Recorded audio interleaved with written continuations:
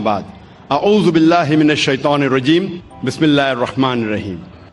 میرے محترم بزرگوں، میرے عزیز بھائیوں اور بہنوں، اور پیس ٹی وی پہ لائیو دیکھنے والے کروڑوں ناظرین، السلام علیکم ورحمۃ اللہ وبرکاتہ۔ نماز پڑھنے کے جو اہم رکن ہیں وہ قرآن مجید میں کا ذکر آتا ہے اور باقی کا ذکر آتا ہے حدیث میں، لیکن قرآن کے ذریعے ہمیں پتہ لگتا ہے کہ قرآن مجید میں اللہ سبحانہ وتعالیٰ فرماتے ہیں سورہ بقرہ میں سورہ نمبر 2 آیت نمبر 144 144 اللہ فرماتے ہیں کہ جب بھی آپ نماز کے لیے کھڑے ہوتے ہیں، صلاح کے لیے کھڑے ہوتے ہیں، اپنا رخ مسجد حرام کی طرف کرو۔ Turn your face toward the sacred mosque. جدھر بھی آپ ہے اپنا رخ، اپنا چہرہ مسجد حرام کی طرف کرو۔ یہ ہمارے لیے قبلہ ہے، کعبہ ہمارا قبلہ ہے۔ نماز پڑھتے وقت ہمیں رخ کرنا چاہیے مسجد حرام کی طرف، یہ فرض ہے۔ اللہ تعالیٰ فرماتے ہیں سورہ بقرہ میں سورہ نمبر 2 آیت نمبر 238 میں 238 اللہ تعالیٰ فرماتے ہیں کہ جب بھی آپ صلاح کے لیے کھڑے رہو تو stand with a ڈیوٹ frame of mind. آپ جب کھڑے ہوتے ہیں، عربی میں لفظ آتا ہے قانتین، کہ اپنے ڈیوٹ فریم آف مائنڈ کے ساتھ آپ نماز پڑھو۔ اللہ فرماتے ہیں سورہ ہجر میں سورہ نمبر 15 آیت نمبر 87 میں کہ اللہ has sent، اللہ نے نازل کیا ہے 7 آیتیں جو ہمیشہ دہرائی جاتی ہے، اور قرآن عظیم۔ جب قرآن مجید میں اس کا ذکر آتا ہے 7 آیتیں جو ہمیشہ دہرائی جاتی ہے، اس کا مطلب ہے سورہ فاتحہ۔ سورہ فاتحہ میں 7 آیتیں ہیں، تو قرآن میں اللہ تعالیٰ ذکر کرتے ہیں سورہ فاتحہ کے بارے میں، اور عظیم قرآن۔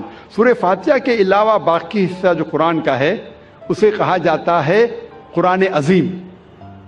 تو سورہ فاتحہ کا ذکر آتا ہے قرآن مجید میں سورہ ہجر میں سورہ نمبر 15 آیت نمبر 87 میں۔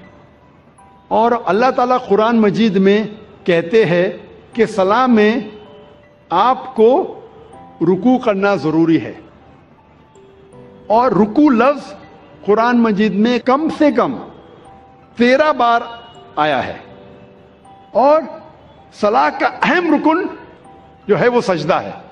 اپنے ماتھے کو زمین پہ ٹیکنا کہتے ہیں سجدہ، اور سجدہ کا لفظ قرآن مجید میں 92 ٹائمز آیا ہے، قرآن مجید 92 ٹائمز۔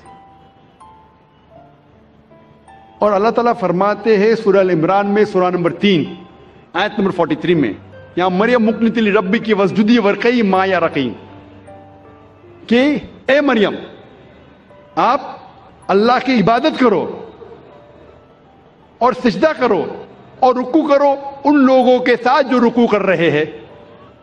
اور اللہ تعالیٰ فرماتے ہیں سورہ حج میں سورہ نمبر 22 آیت نمبر 77 میں کہ اے مومنو رکوع کرو اور سجدہ کرو اور اچھے کام کرو تاکہ آپ فلاح پاؤ۔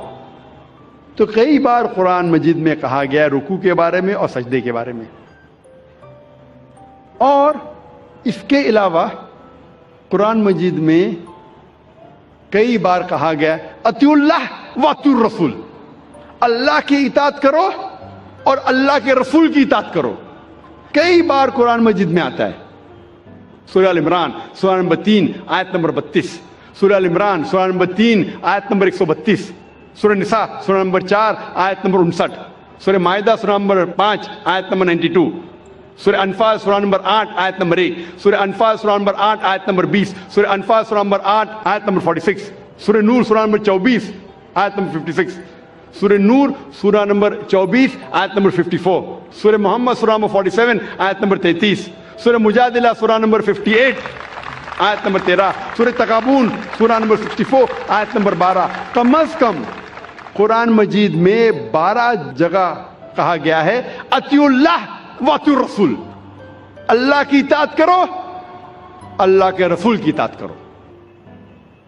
اس کا مطلب اللہ کے علاوہ جو بھی اللہ کے رسول فرماتے ہیں، حکم کرتے ہیں، ہمارے لیے فرض ہے کہ اسے ہم مانیں۔ تو صلاح کی باقی رکن باقی چھوٹی چیزیں کس طریقے سے پڑھی جاتی ہے وہ ذکر آتا ہے حدیث میں. جب اللہ کے رسول کی صحیح حدیث پڑھیں گے تو باقی چیز ہمیں ملتی ہے. اور اللہ کے رسول فرماتے ہیں صحیح بخاری میں جلد نمبر 1 کتاب الآذان چیپٹر نمبر 18 حدیث نمبر 604 میں پرے ایز یو سی می پرے. نماز پڑھو جس طریقے سے آپ مجھے پڑھتے ہوئے دیکھ رہے ہیں. اور یہ حدیث دہرائی گئی ہے کئی جگہ. یہ دہرائی گئی ہے صحیح بخاری میں جلد نمبر 9 میں حدیث نمبر 352 352 جہاں اللہ کے رسول فرماتے کہ نماز پڑھو اس طریقے سے جس طریقے سے آپ مجھے پڑھتے ہوئے دیکھ رہے ہیں. تو باقی چیز نماز کے بارے میں ہمیں ملتی ہے اللہ کے رسول کی صحیح حدیثوں میں. اللہ فرماتے ہیں سورہ داریات میں سورہ نمبر 51 چیپٹر 51 ورس نمبر 56 ورس 56 وما خلقت الجن والانس الا لیعبدون. اللہ سبحانہ و تعالیٰ نے جن اور انسان کو اسی لیے بنایا ہے تاکہ وہ اللہ کی عبادت کرے. اللہ نے جن اور انسان کو صرف اور صرف اسی لیے بنایا تاکہ وہ اللہ کی عبادت کرے. یہ لفظ عبادت آتا ہے عربی لفظ عبد سے جس کے معنی ہے بندہ بندگی. اور سارے انسان اللہ کے بندے ہیں. ہمیں فرض ہے کہ ہم ہمارے خالق ہمارے رب اللہ سبحانہ و تعالیٰ کی عبادت کریں. کئی مسلمانوں کو غلط فہمی ہے کہ صلاح ہی صرف اللہ کی عبادت ہے. صلاح اللہ کی ایک اہم عبادت ہے سب سے بہترین, لیکن صرف صلاح عبادت نہیں. عبادت کے معنی عبد بندگی اللہ کا کہنا ماننا. جب ہم اللہ کا حکم مانتے ہیں تو ہم اللہ کی عبادت کر رہے ہیں.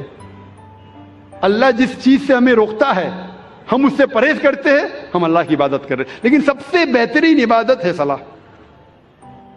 اور جو انسان صلاح نہیں پڑھتا ہے, صلاح نہیں پڑھنے کے کئی نقصانات ہیں. جو انسان صلاح نہیں پڑھتا اس کا ایمان کمزور ہوتا ہے. ہو سکتا ہے کہ وہ اپنا ایمان بھی گوائے. انسان سوچنے لگتا ہے کہ میرے پاس پیسہ ہے, میرے پاس دولت ہے, عیش ہے, آرام ہے, اللہ سے دور جاتا ہے. صلاح نہیں پڑھتا ہے اور دور جاتا ہے. صلاح نہیں پڑھنے سے آپ کی زندگی میں ڈسپلن نہیں آتا ہے. ہو سکتا ہے کوئی شخص مجھ سے پوچھے گا, میں کئی لوگ کو جانتا ہوں جو صلاح نہیں پڑھتے لیکن ایک دم پابند ہے, اپوائنٹمنٹ کے پابند ہے, ڈسپلن ہے. میں جانتا ہوں کئی مسلمان جو صلاح نہیں پڑھتے لیکن ڈسپلن ہے. کئی غیر مسلمان ہیں جو صلاح نہیں پڑھتے لیکن ایک دم ڈسپلنڈ ہے. اپوائنٹمنٹ دیں گے برابر اس وقت پہ موجود رہیں گے. یہ ڈسپلن کا ذکر ہی نہیں کر رہا ہوں, میں اعلیٰ درجے کی ڈسپلن کی بات کر رہا ہوں. یہ تو نیچے درجے کا ڈسپلن ہے. اور آپ کبھی بھی دیکھیں گے اپوائنٹمنٹ کے بارے میں, اگر کوئی شخص اپنے ملازم کو اپوائنٹمنٹ دے رہا ہے تو اکثر وہ اگر اپوائنٹمنٹ کے پابندی بھی نہیں کریں گا اسے کوئی فرق پڑتا نہیں. میرا ملازم ہے, میں آدھا گھنٹہ لیٹ جاؤں کیا فرق پڑتا ہے, کیونکہ وہ اس سے نیچا ہے. اپوائنٹمنٹ دے 10 بجے کہ آپ پہنچے 10:15 کو پہنچے 10:30 کو پہنچے 11 بجے نہیں بھی پہنچے, ملازم ہے, کوئی فرق پڑتا نہیں.